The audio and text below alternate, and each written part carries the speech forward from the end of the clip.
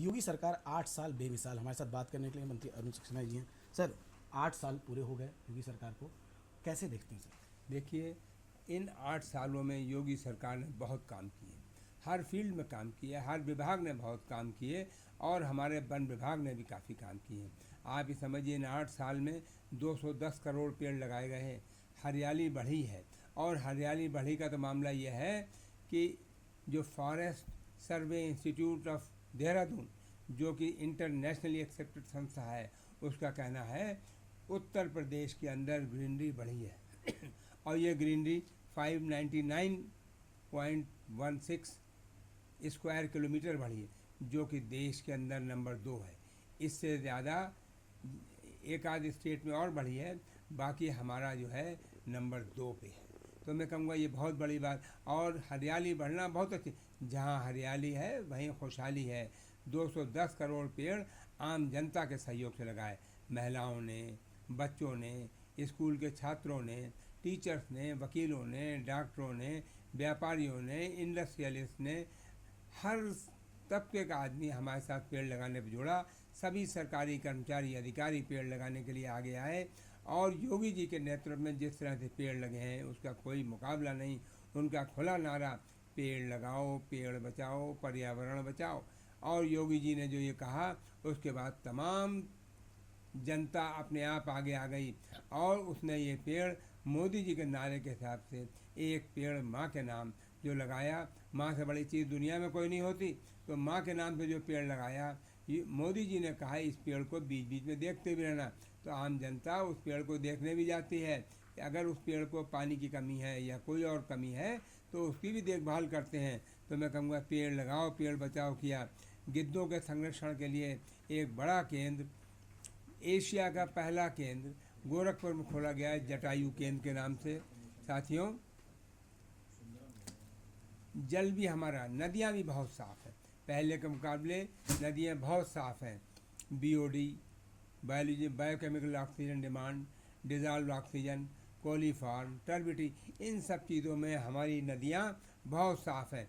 ये तो हुए लेबोरेटरी टेस्ट। इसके अलावा एक नेचुरल टेस्ट है, वो है डॉल्फिन। जिस नदी का पानी साफ़ होगा वह डॉल्फिन मिलेगी। आज हिंदुस्तान के अंदर जितने डॉल्फिन हैं उसमें से आधी से ज़्यादा उत्तर प्रदेश में, सबसे ज़्यादा डॉल्फिन उत्तर प्रदेश के अंदर हैं। ये इस बात को साबित करता है कि हमारी नदियाँ बहुत साफ़ हैं। इसके साथ ही साथ हमारे यहाँ रामसर साइट्स 10 हैं, बड़ी बड़ी नहरें, बड़े बड़े तालाब, उनके किनारे चिड़ियाँ बहुत आती हैं। चिड़ियाँ इतनी आती हैं जैसे कि लोग देखने जाते हैं, उनका दिल खुश हो जाता है। इको टूरिज्म भी बढ़ाया जा रहा है। दुधवा, पीटीआर, अमानगढ़, रानीपुर, इन सब में बड़ी संख्या, पिछले 2 साल के अंदर संख्या 3 गुनी हो गई है और बहुत तेज़ी से लोग। और तो और लखनऊ से लेकर दुधवा तक के लिए एयर सर्विस भी शुरू हो गई है। हमारे लखनऊ के अंदर, बल्कि देश की, दुनिया की 5वीं नाइट सफारी जो हिंदुस्तान में बन रही है वो भी उत्तर प्रदेश में बन रही है, यूपी में लखनऊ के अंदर बन रही है और बहुत जल्दी ही उसका उद्घाटन का काम शुरू होना है। और मैं समझता हूँ ये दुनिया की 5वीं सबसे बड़ी नाइट सफारी होगी, जो उत्तर प्रदेश के लिए गौरव की बात होगी।